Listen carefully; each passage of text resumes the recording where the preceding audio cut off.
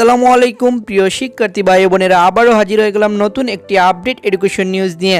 শিক্ষা প্রতিষ্ঠান খোলা নিয়ে আজকে আমাদের মাননীয় প্রধানমন্ত্রী অনেক গুরুত্বপূর্ণ কিছু কথা বলেছেন, সেগুলোই আজকে আমি আপনাদের সামনে তুলে ধরব।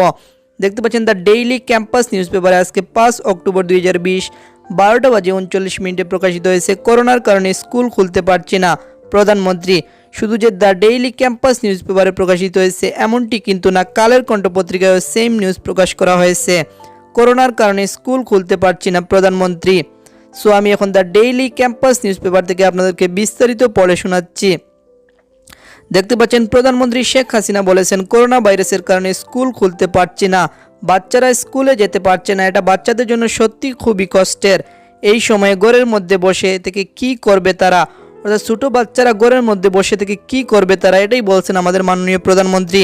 এছাড়া এখানে দেখতে পাচ্ছেন আজ সোমবার 5 অক্টোবর প্রধানমন্ত্রী সরকারি বাসভবন গণভবন থেকে ভিডিও কনফারেন্সের মাধ্যমে বিশ্ব শিশু অধিকার দিবস এবং শিশু অধিকার সপ্তাহ 2020-এর উদ্বোধনী অনুষ্ঠানে তিনি একথা বলেন।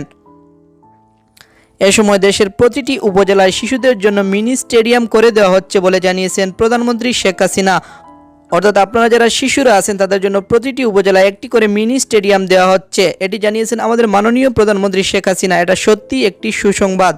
এছাড়া আরও দেখতে পাচ্ছেন প্রধানমন্ত্রী বলেন, কিছু কিছু ক্ষেত্রে যৌথ পরিবার আছে, যৌথ পরিবারের শিশুদের খুব একটা কষ্ট হয় না, কারণ নিজের আত্মীয় স্বজন সকলের সঙ্গে সমবয়সী অনেক পাওয়া যায়। তাদের সঙ্গে মিলেমিশে খেলাধুলা করে, খুনসুটি করে, ঝগড়া করে, আবার একসঙ্গে মিলে খেলাধুলা করে তাদের একটা সুন্দর পরিবেশ থাকে, কথা বলার একটা সুযোগ পায়।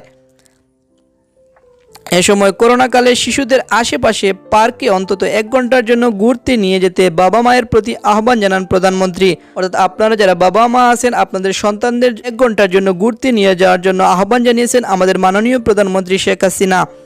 সো আজকে এই পর্যন্তই শিক্ষার্থী ভাই বোনেরা, যদি ভিডিওটি আপনাদের কাছে একটু হেল্পফুল মনে হয় থাকে অবশ্যই একটি লাইক করে দেবেন। নিচে থেকে চ্যানেলটি সাবস্ক্রাইব করে নেবেন এরকমই আপডেট এডুকেশন নিউজ সবার আগে সব সময় পাওয়ার জন্য। ধন্যবাদ সবাইকে।